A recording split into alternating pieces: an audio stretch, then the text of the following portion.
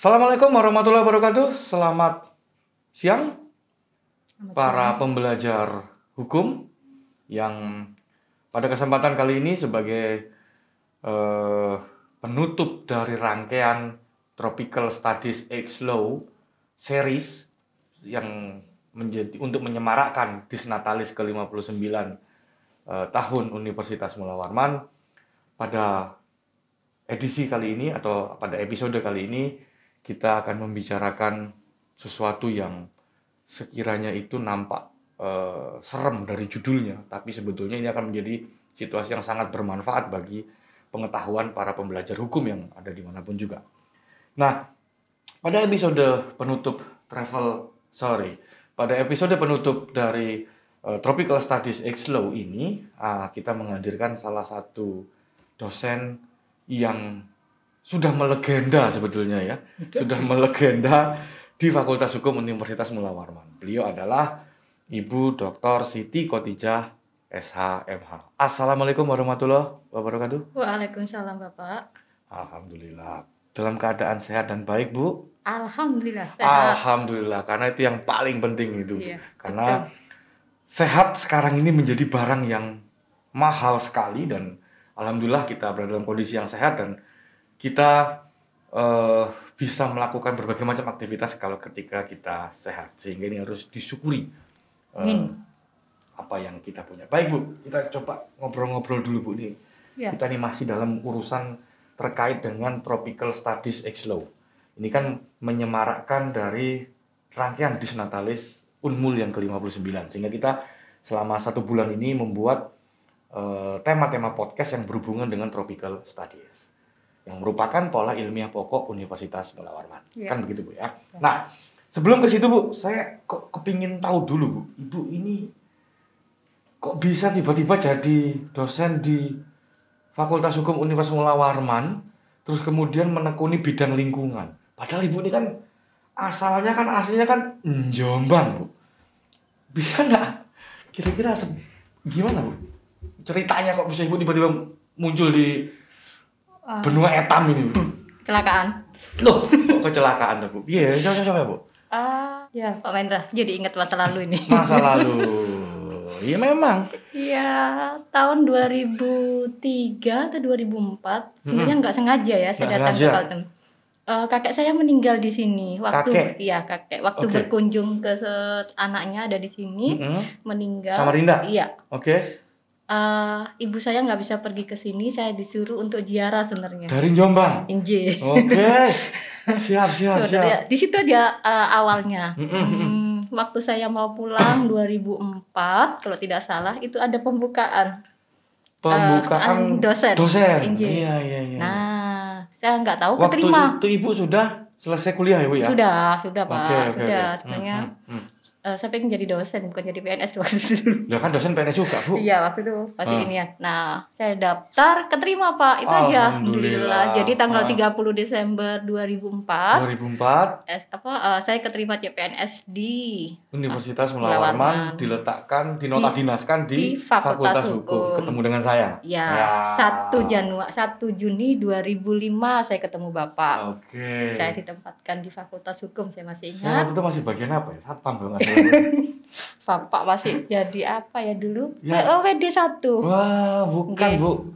WD1 Bapak, WD1. Bagian kemahasiswaan waktu itu nggak salah Bu. Pokoknya WD1. WD3 sorry, WD3 dulu ada WD3 ya. Betul. Nah, di situ kalau saya sih jurusannya Hukum Tata Negara. Hukum Tata Negara. Ya, itu ada di transkrip nilai saya ya. Cuma dulu kalau tidak Bapak ingat kan ada pendirian Fakultas Hukum itu kan ada 3 jurusan aja yang diperbolehkan. 3 konsentrasi. Iya, 3 itu. konsentrasi. Bisnis, ada agraria, sama lingkungan. Ya.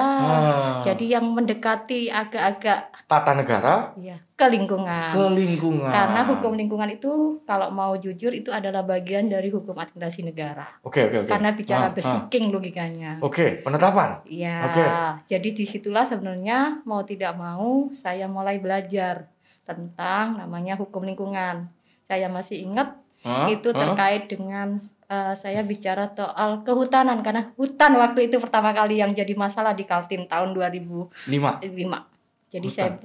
Ngomong apa, Bu? Bicara soal bagaimana deforestasi. Deforestasi. Oke. Terus soal HPH, terus soal illegal logging. Illegal logging. Ya, dari situ ada hal yang sangat menarik. Akhirnya saya melihat Kaltim itu sangat indah dan sangat kaya. Tapi kok lingkungannya kok sebelumnya Ibu nggak pernah tahu Kaltim seperti apa, nggak tahu? Tidak, saya hanya membaca. Ketika kuliah pun hanya melihat. Saya melihat tahun 70 kalau saya baca adalah bahwa Kaltim benua hitam itu adalah paru-paru dunia. Saya lihat gambar-gambarnya itu. Hal yang sangat indah menurut saya. Pelajaran geografi zaman SD. Iya, tapi kan Kaltim itu paru-paru dunia. Waktu saya masuk, waduh kok kayak gini. Dan semakin 2009 sampai 2012 itu saya termasuk keliling Kalimantan Timur dan Kaltara. Ngapain, Bu? Resort. Wih, luar biasa. Resortnya bidang lingkungan? Sumber daya alam di Pusdibangwil ya. Saya masih ingat, saya ke pedalaman, saya hampir ke semua di Kalimantan Timur, Kaltara saya sudah kunjungi dan saya melihat berapa rusaknya Kaltim itu gitu ya. Rusak dalam artian rusak lingkungannya. Lingkungan, ekologinya. Bu, ini harus jelas nih Bu, soalnya kalau rusak apanya kan? Iya, maaf Mas ya. Rusak lingkungannya ya? Rusak lingkungannya. Di pedalaman-pedalaman Kaltim itu illegal mining, illegal logging itu begitu. Kayu-kayu di sungai itu 2009 tuh begitu banyak. Banjir, logika seperti itu. Oke. Hal-hal itu yang mendorong saya mulai menulis logikanya tentang lingkungan. Hukum lingkungan. Cuma 2 halaman tapi tiap minggu sehingga 2 halaman tiap minggu. Iya. Jadinya apa nanti itu, Bu? Jadi artikel. Artikel. Ya, dimasukkan hampir 280 saya punya artikel terkait dengan SDA. Luar biasa, 280 artikel terkait dengan SDA. Itu bisa dilihat di mana, Bu? Di Gagasan Hukum. Ya. Atau Kompasiana atau di web saya. Ketik aja di Google gitu. Iya, ada. Siti Khotijah lingkungan Unmul gitu. Iya. Pasti muncul banyak ya. Iya, itu. Dan itu sudah dibukukan logikanya seperti itu. Ada dibuka juga ya? Iya. SDA menjadi problematika SDA di Kalimantan Timur. Ibu posisinya kerusakan lingkungan. Jadi selama Ibu keliling Kalimantan Timur itu Ibu melihat kerusakan lingkungan? Iya. Kerusakan lingkungan seperti apa yang Ibu maksud ketika Ibu tadi Ibu bilang katanya Ibu pernah ke Hulu Mahakam, terus kemudian ke Kalimantan Utara, Kalimantan Timur, perbatasan segala macam. Saya melihat kerusakan dalam konteks hutan kita mulai hilang. Gundul. Illegal logging begitu banyak. Sampai sekarang? Saya tidak tahu, tapi itu pengalaman saya Okay. Selama hampir 4 tahun di lapangan, jadi saya melihat banjir begitu besar, kebakaran hutan yang begitu besar, belum hilangnya daerah resapan air. Daerah resapan air, Ya, terus mulai tahun 2004 sampai 2020 ini illegal mining atau tambang, karena setelah otonomi daerah itu banyak izin tambang di Kalimantan Timur. Otonomi daerah berarti setelah terbitnya Undang-Undang 32 2004 dulu. Bukan, 2299. Oh ya, sorry. 22 2099 lalu kemudian dirubah 32 2009 itu 2004. Ya, 2004 menjadi proses hancurnya Kalimantan Timur kalau saya bilang. Oh, jadi regulasi pun juga turut berkontribusi terhadap rusaknya lingkungan Kalimantan Timur. Iya. Karena satu, kalau kita di tahun 2005 mungkin kita bicara hutan yang masih di APH, tapi setelah otonomi daerah itu kita bicara izin. Jadi HPH atau hutan-hutan yang masih tersisa itu adalah sudah dikasih yang namanya izin tambang, karena di Undang-Undang 2299 junto Undang-Undang 32 2004 pemerintah daerah punya kewenangan. Nah, menimbulkan satu kewenangan yang diberikan oleh undang-undang. Iya. Oleh undang-undang otonomi daerah. Okay. Di mana Pak Gubernur, Pak Bupati, Pak Wali Kota bisa mengeluarkan izin tambang. Itulah petaka Kalimantan Timur dimulai. Oh gitu. Jadi bahwa persoalan yang terjadi di Kalimantan Timur ini juga disebabkan juga karena adanya pengaturan yang memperbolehkan untuk mengeluarkan izin tambang? Iya. Atau Artinya izin-izin? izinnya ini tidak terlinier dengan penataan ruang, tidak Oke. terlinier dengan Oke, oke. aspek lingkungan, Oke. tidak terlinier dengan daerah resapan air dan sebagainya. Artinya perizinan ini dibuat tanda kutip tidak memenuhi persyaratan. Kewenangannya diberikan Kewenangan diberikan kepada daerah. Tetapi, lahirlah izin banyak. Oke, lahirlah izin-izin Hampir 300 sampai 1000 mungkin ya waktu itu. Indonesia atau Kaltim? Kaltim lebih. Wow. Ya, sampai dievaluasi kan. Sehingga tahun 2014 kewenangan itu dicabut. Lahirlah Undang-Undang 23 2014 di pasal 14 mengatakan bahwa Pak Bupati dan Pak Bupati dan Wali Kota tidak berhak. Semua dialihkan ke Pusat. provinsi. Ke provinsi. Iya, Oke. ke provinsi. Tapi itu kan sudah berlalu. Maksudnya itu sudah meninggalkan hal yang luar biasa. Karena sejak tahun 2004 sampai dengan 2014 99, Pak. 99, oke. Iya, 99 sampai dengan 2014. Itu 2014 sudah mengeluarkan berbagai macam perizinan. Izin, iya. Permasalahan perizinan kewenangannya, Bu. Lalu sebenarnya masalahnya di mana sebenarnya? Kalau kita bicara Yang menyebabkan jadi lingkungan jadi rusak. Iya, kan kalau tambang, Oke. ya tambang dalam posisi tidak sesuai dengan penataan ruang, misalnya daerah resapan air di Makroman logikanya begitu. Kalau ada tambang banyak ya otomatis kan logikanya. Kita kesulitan air. Terus daerah resapan di mana logikanya begitu. Kesulitan air gimana? Wah, kita banyak, Bu. Di jalan-jalan tumpah semua. Itu banjir, Bapak. Oh, banjir. Salah ya. Beda. Enggak, saya maksudkan kesulitan air, Bu. Kebanyakan air malah. Enggak, itu beda. Mungkin kalau banjir dalam konteks daerah pedalaman itu berkah. Oke. Ya, karena ya beda filosofi kalau menurut Oke. saya. Sebentar. Sebelum itu saya masih tertarik dengan yang tadi, Bu. Kewenangan dikasih, tetapi menurut Ibu prakteknya dia ternyata izin-izin kewenangan pemberian izin ini ternyata tumpang tindih atau tidak sinkron dengan kebijakan-kebijakan lain seperti di tata ruang misalnya. Iya. Itu yang menyebabkan alam kita rusak. Iya. Itu menyebabkan lingkungan kita rusak. Persyaratan-persyaratan yang lain, AMDAL, reklamasi, pasca tambang, itu yang belum menjadi indikator di otonomi daerah yang kemarin. Jadi yang penting di izin. Keluarkan aja gitu ya. Minta ada lahan, kasih. Minta ada lahan, kasih. Minta ada lahan, kasih. Titik koordinatnya bisa tumpang tindih dan sebagainya. Tumpang tindih? Ya, dalam konteks bahkan tumpang tindih titik koordinat IUP, Pak. Oke. Itu saya dapat pengalaman karena saya sebagai komisi reklamasi pasca tambang selama 2 tahun saya hampir keliling ya melihat tambang-tambang di Kalimantan Timur, bagaimana mereka melakukan saya bilang banyak hal ya yang tidak beraturan, atau kalau sekarang orang bilang politik ketelanjuran, bagi saya itu tidak. Seharusnya ada punishment ya, ada effort yang besar oleh Pak Gubernur saat itu. Sayang hari ini tidak ada Pak Gubernur punya kewenangan. Ya, saya tertarik karena kita masih hubungannya dengan hukum berarti ya. Ya. Ternyata regulasi juga turut berkontribusi terhadap rusaknya lingkungan. Iya. Kita bisa menyebutnya seperti itu. Iya. Oke. Berarti ketidaksiapan sumber daya manusia kita. Artinya bahwa izin yang dikeluarkan, artinya izin tambang yang dikeluarkan itu tidak balance dengan aturan-aturannya. Seharusnya izin itu kan harus sesuai dengan penataan ruang, harus sesuai dengan ini tidak diperhatikan. Terus habis itu pengawasannya, reklamasi dan pasca tambang, itu kan juga tidak. Cuman tambang aja nggak, Bu? Bukan. Ada yang lain, maksudnya kaitannya dengan HPH logikanya, ribuisasinya, itu kan masyarakat adatnya, nah, itu kan juga jadi masalah. Kalau ini terus yang ketiga ya, saya bilang ada kan kayak yang namanya hutan yang dilindungi itu, hutan lindung, seharusnya tidak boleh ditambang, kan Kaltim juga masuk. Hutan Unmul?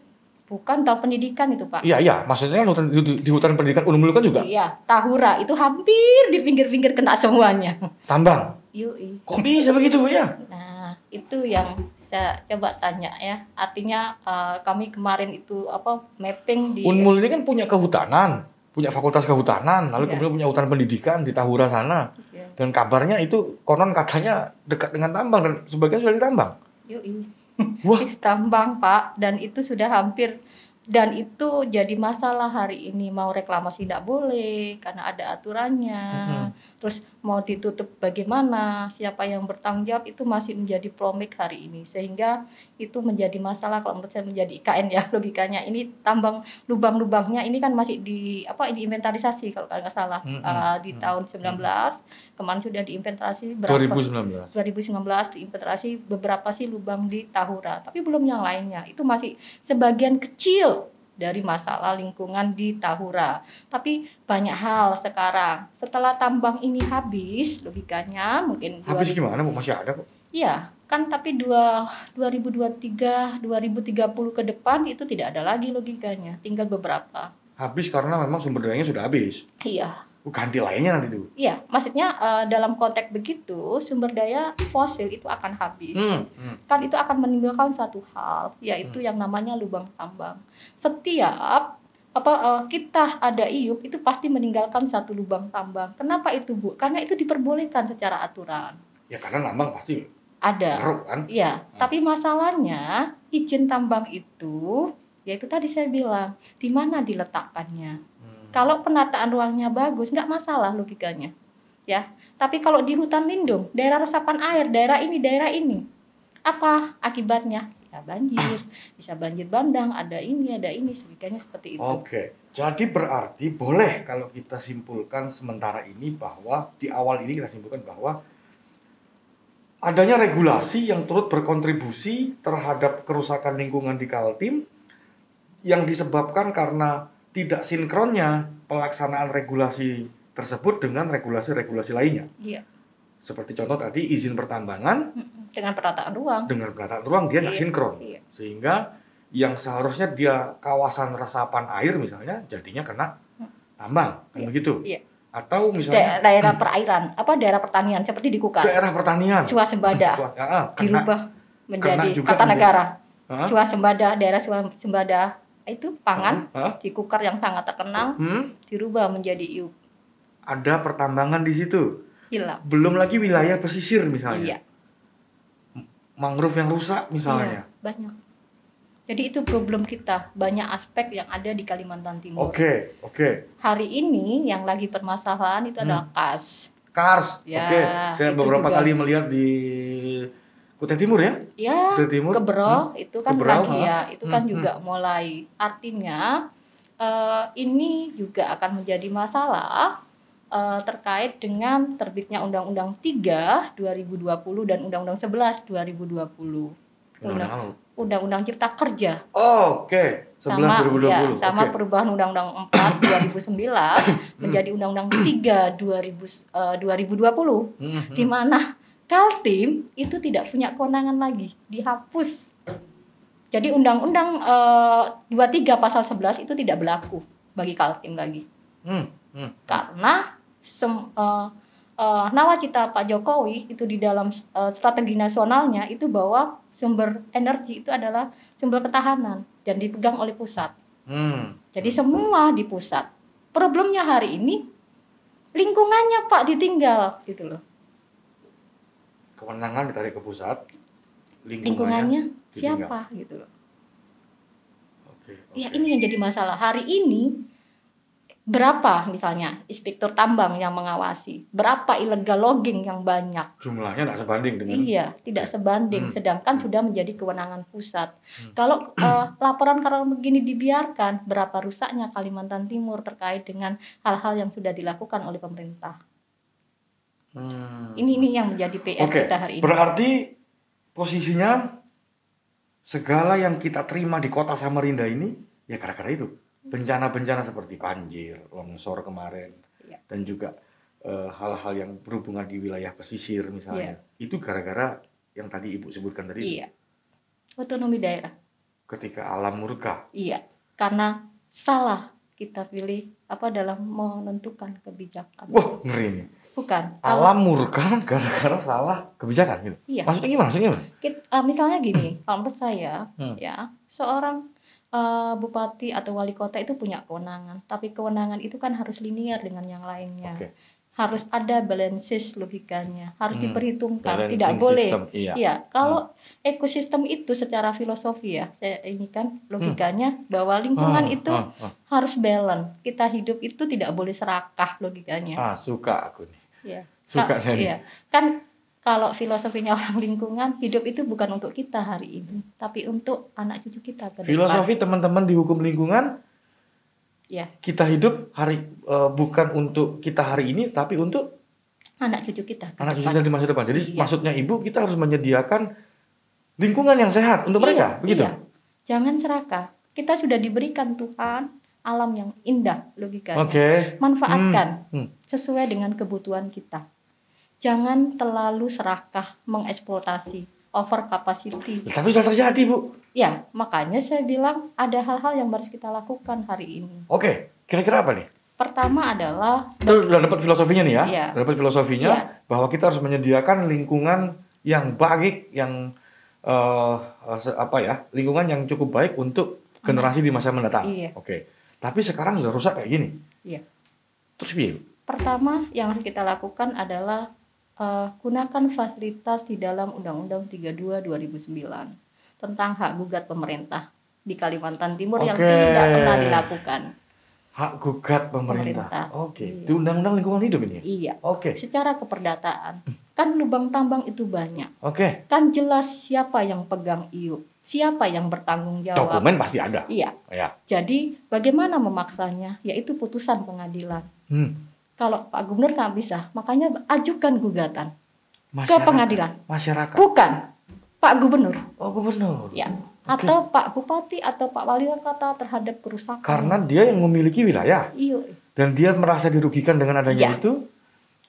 Mencari pengelolanya nggak ketemu-ketemu. Iya. Ajukan gugatan ke pengadilan. Iya. Boleh. Boleh. Itu sah secara hukum. Oke. KLHK sudah melakukan banyak hal di pemerintah pusat terkait dengan siapa-siapa yang melakukan lahan clearing yang bermasalah secara hukum dan merugikan kebakaran itu menang di pengadilan logikanya di Riau dan sebagainya. KLHK mengajukan gugatan. Ya, jadi itu gugatan pemerintah. Gugatan pemerintah ya. Iya. Oke. Apa itu namanya, Bu? Apanya? Gugatan pemerintah nih? Gugatan pemerintah. Gugatan pemerintah ya? Ya, bisa namanya gugatan. Jadi di hukum lingkungan itu ada beberapa macam. Ada gugatan individu, ada gugatan class action, ada gugatan legal standing, ada gugatan administrasi, dan ada gugatan pemerintah dan pemerintah daerah. Oke. Nah, ini sebenarnya yang hari ini harus dilakukan. Belum dilakukan sama Kaltim? Samarinda, Berau, Kukar? Belum. Hah? Belum. Bontang? Belum semuanya. Ya, terus ngapain aja, Bu? Saya nggak tahu. Waduh. Nah, ini mudah-mudahan dengar pembicaraan kita hari ini ya. Iya. Sehingga, tapi saya waktu di komisi saya sudah ajukan logikanya. Sehingga ketika pembicaraan kita hari ini didengar oleh para pemimpin itu bisa sekalinya. Bisa. Secara Fakultas Hukum siap bantu kan kalau ada gugatan? Iya, betul. Seharusnya hari ini kalau Anda merasa dirugikan secara aspek lingkungan dan itu saya bisa secara individu. Saya ini kalau ke kampus sekarang repot ya? Iya. Yang awalnya cuma 15 menit musim banjir begini tapi bisa kan sampai kita sudah melakukan 30 sampai 40 menit. Class action ya kemarin ya di tahun 2015 kalau tidak salah ya. Class action, tapi di PN di PT menang tapi di kasasi kayaknya kalah. Lah. Untuk urusan banjir. Iya kayaknya. Gugatan warga negara ya. Citizen lawsuit. Iya, citizen lawsuit. Tapi yang belum dilakukan itu tapi kan dilakukan oleh masyarakat ya. Tapi maksud saya ini adalah langkah baik bagaimana pemerintah Kalimantan Timur hukum menyediakan itu kan. Iya. Gunakan hak gugat Anda. Kalau memang ini merasa bahwa inilah wilayah kita dan harus kita pertanggungjawabkan, melindungi masyarakat terkait dengan aspek lingkungannya. Ini bagus nih sebagai bahan kampanye pemimpin daerah tahun 2024. Pasti didukung ya. Kalau ada pemimpin daerah, calon pemimpin daerah bilang, "Oke, saya akan melakukan gugatan pemerintah atas kerusakan lingkungan." Iya. Oh, kita dukung. Ada duka lagi yang bisa dilakukan. Memberi memberi pengakuan pada masyarakat hukum adat atas wilayahnya itu juga menentukan setiap. Karena untuk ngasih pengakuan pada masyarakat hukum adat syaratnya adalah perda. Di Kaltim cuma siapa? Perda Kaltim ada? Iya, tapi Ya kan kan? belum bisa ini semuanya kan. Oh tidak, dia hanya memberikan pedoman, Iya, tetapi iya. tidak dalam posisi. Iya, bubar aja kan sama Mahulu. Nah, Mm-mm. itu perlu juga diinisiasi lebih Hubungannya apa dengan lingkungan, Bu? Kerusakan lingkungan yang terjadi sekarang ini? karena Masyarakat adat dan kerusakan lingkungan. ya, mereka merasakan tapi tidak bisa melakukan apapun. Ini berbasis pengalaman penelitian Ibu juga? Ya, di disertasi saya kan mengatakan tentang konsep hak gugat. Oke. Ya, jadi Konsep bilang hak gugat masyarakat masyarakat hukum adat. hukum adat. Ya, Oke. yang melahirkan saya bilang bahwa di Undang-Undang 32 bukan hanya 5, tapi ada satu konsep yang menurut saya ada hal baru, yaitu terkait dengan konsep hak gugat masyarakat hukum adat. Kenapa? Masyarakat hukum adat itu beda dengan kita. Dia punya keterbatasan di dalam melakukan apapun. Jadi dan oke. kalau ke pengadilan juga sering kalah logikanya karena memang hakim tidak terlalu melihat itu. Dia melihat bahwa masyarakat hukum gugat itu seperti gugatan class action, tapi kan beda. Oke. Nah, itu permasalahan ada di saya bukukan ya. Karena masyarakat hukum adat itu sebenarnya memiliki spesifikasi tersendiri. Iya. Unifikasi ciri khas tersendiri gitu ya. Iya, secara konsep dan teori itu berbeda sebenarnya. Oke. Tapi orang melihatnya sama dengan class action. Nah, itu jadi masalah juga menurut saya. Makanya di disertasi saya itu melahirkan hak gugat masyarakat hukum adat ke depan. Tapi itu belum ya. Dalam konteks formilnya belum ada. Oh, belum diundangkan belum ya? Belum ya. Secara perma juga belum. Yang ada kan citizen lawsuit atau class action, tapi yang ada kan cuma perma ya, perma 2 2021 tentang class action. Tapi yang lainnya kan belum. Tapi ke depan itu juga harus diinikan ya menurut saya, bahwa perlindungan masyarakat hukum adat terkait haknya, bagaimana mereka difasilitasi, walaupun di Undang-Undang MK sudah diinikan, tapi sebagai legal standingnya. Tapi maksud saya di pengadilan-pengadilan PN itu yang harus gitu loh. Nah itu juga menjadi ke depan yang harus menjadi PR kita bersama, maksudnya pemerintah kita ya, kalau menurut saya itu sebenarnya itu. Oke, ada lagi Bu, kerusakan lingkungan kita supaya alam nggak murka nih. Stres kita kalau alam murka ini Bu, dan sekarang terjadi loh.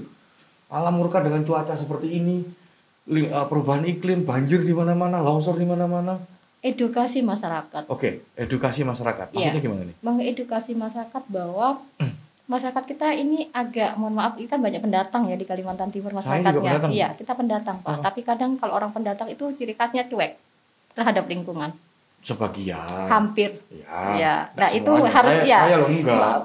Mengedukasi kan penting Pak. Artinya bagaimana kita mulai mengedukasi anak-anak kita semuanya ya, pelajar kita, supaya buang sampah tidak sembarangan, solokan di mana-mana. Artinya itu kecil, hal yang sangat kecil ya. Mulai dari diri kita sendiri. Kan gitu ya. Iya. Jadi mengedukasi masyarakat. Mulai ada dengan diri sendiri. Mulai dari sendiri memberikan contoh kepada masyarakat. Anak kita. Saya ini loh dosen Fakultas Hukum Lingkungan, dan saya tidak akan membuang sampah sembarangan. Gitu maksudnya? Iya. Oke. Itu harus, karena selokan kita semua penuh sampah Pak. Buntet Bu. Iya, berarti kita tidak bisa menyalahkan siapa-siapa karena perilaku kita juga gitu loh. Iya juga sih. Iya, perilaku kita juga gitu. Jadi beberapa kali kita sering membuang sampah. Mengedukasi itu penting. Terus yang ketiga betul, pelebaran sungai.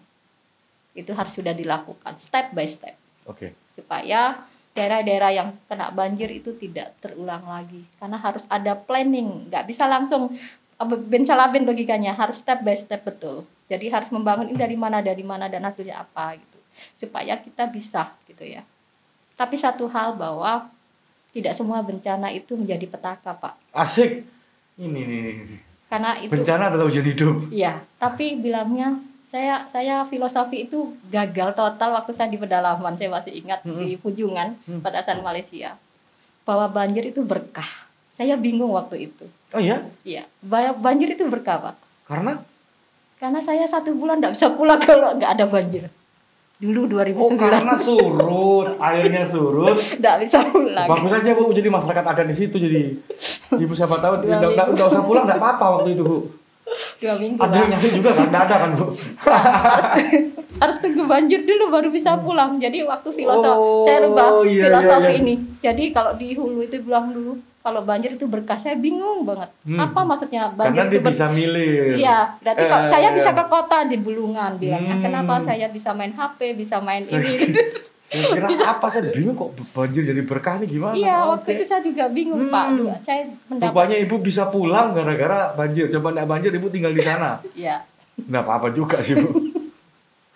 Tapi sekarang kan sudah zamannya Pak Jokowi sudah ada jalur darat ya, dulu jalan sungai saya. Itu pengalaman sih. Artinya bahwa memang kita harus berbenah dari semua hilir dan hulu, dari segala aturan, dan memang ada ketegasan dari pemerintah. Bagaimana kita gunakan hak-hak yang ada secara keperdataan logikanya, supaya kita juga melihat bahwa alam itu menyediakan untuk kita untuk bisa dieksploitasi, tapi jangan. Maksudnya ada syarat dan batasannya, ya kan?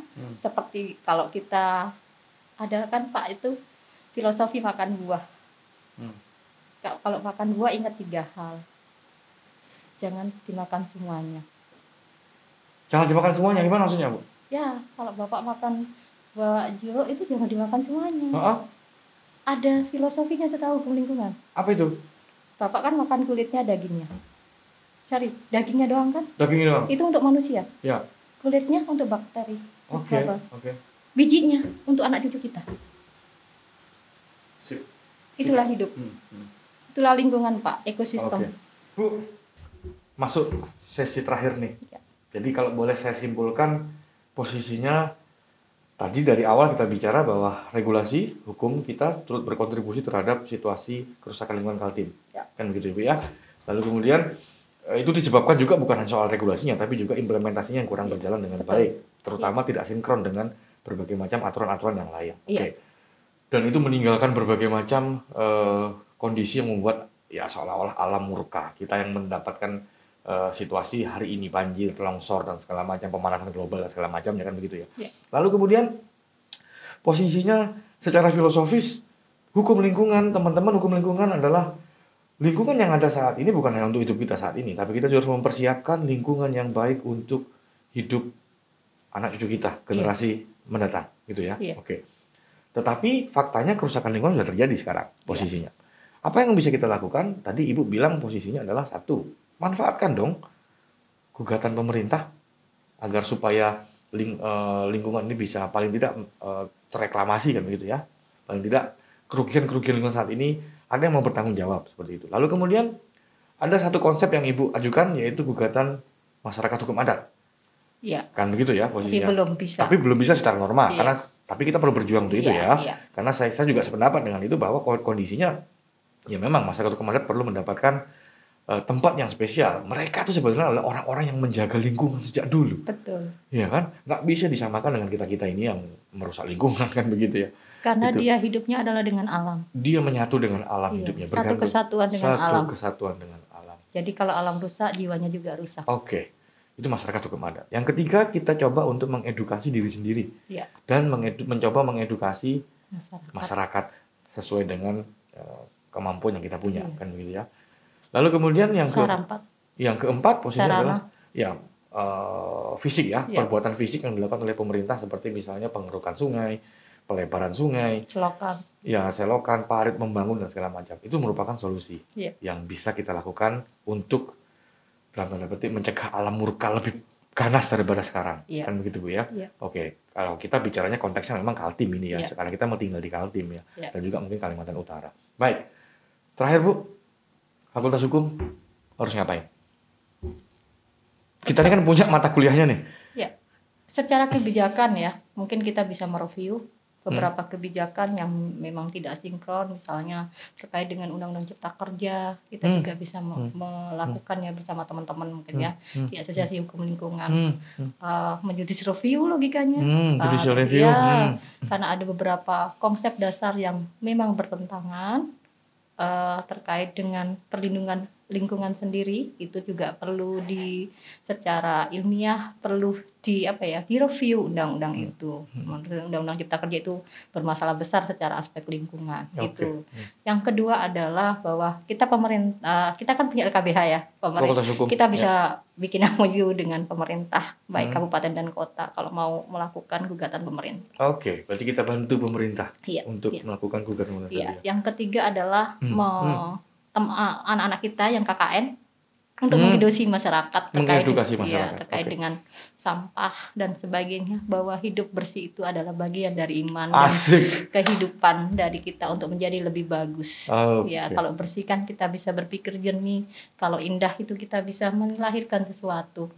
Karena hukum lingkungan itu menetapkan nilai hari ini, nilai ke depan dan masa depan. Itu sebenarnya secara mendasar. Oke. Luar biasa sekali perbincangan kita, Ibu, sebagai series penutup untuk Tropical Studies X-Law. Sebagai series penutup ini luar biasa sekali. Mudah-mudahan bisa bermanfaat bagi para pembelajar hukum yang ada di sana, dan ini bisa menjadi bahan kuliah teman-teman juga ya, hukum lingkungan. Karena kita bicarakan pada siang hari ini luar biasa sekali bahwa ternyata ada loh cara-cara yang bisa kita lakukan, baik itu oleh pemerintah, masyarakat, ataupun kita sebagai Fakultas Hukum, untuk menjaga agar filosofi lingkungan hidup tadi, bahwa kita juga harus menyediakan lingkungan yang baik di masa mendatang, tetap bisa terwujud. Ya. Baik, terima kasih para pembelajar hukum yang ada di manapun berada sudah menyaksikan kegiatan Lamit Ilmu Podcast penutup series Tropical Studies X-Law bersama Ibu Siti Khotijah. Semoga apa yang kita perbincangkan pada siang hari ini bisa bermanfaat bagi kita semua. Terima kasih, Pak, atas membawa pencerahan bagi pihak-pihak yang mendengar podcast kita kali ini. Terima kasih Bu Siti Khotijah atas kehadirannya. Semoga sehat selalu. Amin. Sampai bertemu kembali. Terima kasih, Bapak. Sekian Lamit Ilmu Podcast episode penutup untuk Tropical Studies X-Law tahun 2021. Semoga kita bisa bertemu kembali di Tropical Studies X-Law edisi 2022. Sekian dan terima kasih. Wassalamualaikum warahmatullahi wabarakatuh. Waalaikumsalam. Terima kasih, Pak.